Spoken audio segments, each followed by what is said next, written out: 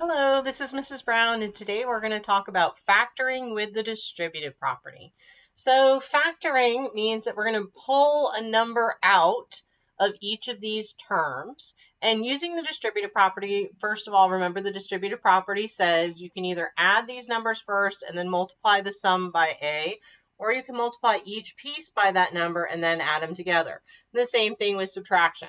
So what we're going to do is we have this form where it's already distributed, and we're going to use the distributive property to factor it out to get something that looks like this, or if we have subtraction, something that looks like this. And basically the first step is to find a common factor. So what's the common factor between 10R and 25?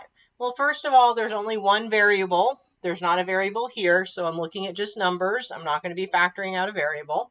And then I look between 10 and 25. What number goes into both 10 and 25? Well, 5. So 5 is a common factor of this term and this term. So I start by putting the common factor on the outside of a set of parentheses. Okay, now all I need to do is divide each of those by the common factor. So I'm going to take 10R divided by 5 and 25 divided by 5. Okay, well, 10 divided by 5 is 2, and the R is still there, plus 25 divided by 5 is 5.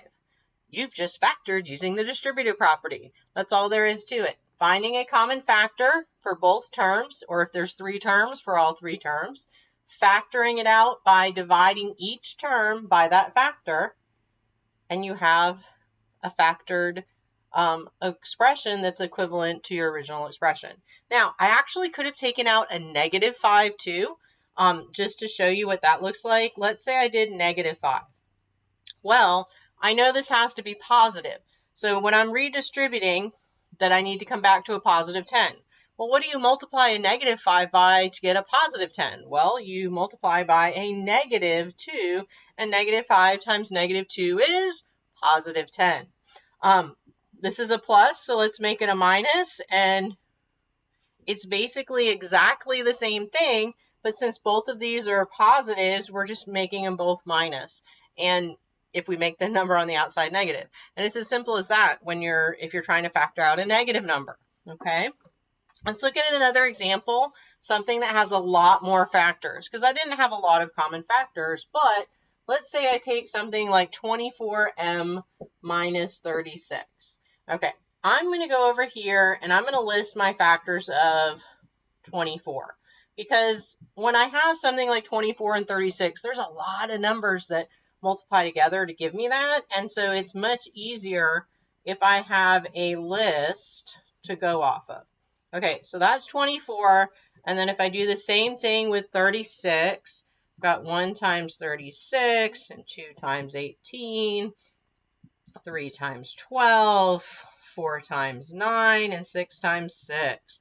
So when I'm looking at all the factors of these, it's really easy to not sure where to start.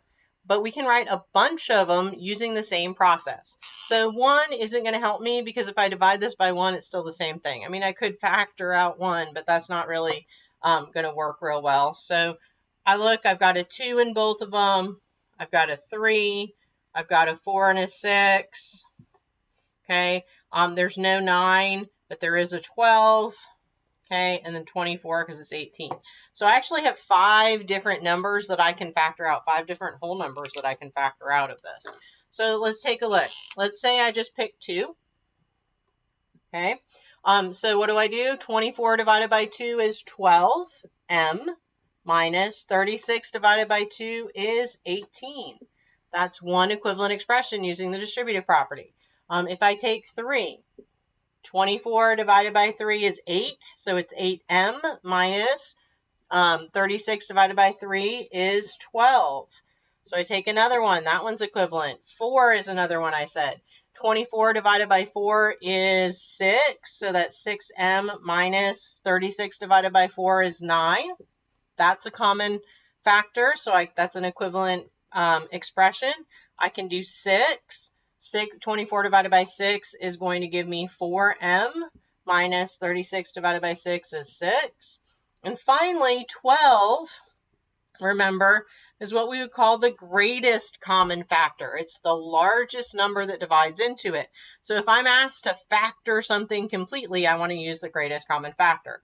Otherwise, any of these are equivalent. So 12 divided by 24 is 2. 36 divided by 12 is 3. And those would be examples. Now, let's say I wanted to make the negative versions of these. So instead of 2, I wanted to remove negative 2. The only difference is the change in sign. This is a positive 12, so I make it minus 12. And instead of minus 18, it'd be plus 18. Okay, so the same thing here. If I wanted to take out negative 3 instead, this is a positive 8m. I make it negative 8m. It's minus. I make it plus. I'm just flipping the signs if I'm removing a negative number. So I can actually factor out negative numbers too, depending on the situation. So negative 4, that's going to be negative 6m plus 9. Again, this is positive, and I want to change that to a plus. So I make that negative, and I make that plus. Here, negative 6 is going to be negative 4m plus 6. And here, the 12, to make it negative 12, I make this negative 2m plus 3. Okay? I hope this helps, and have a fabulous day.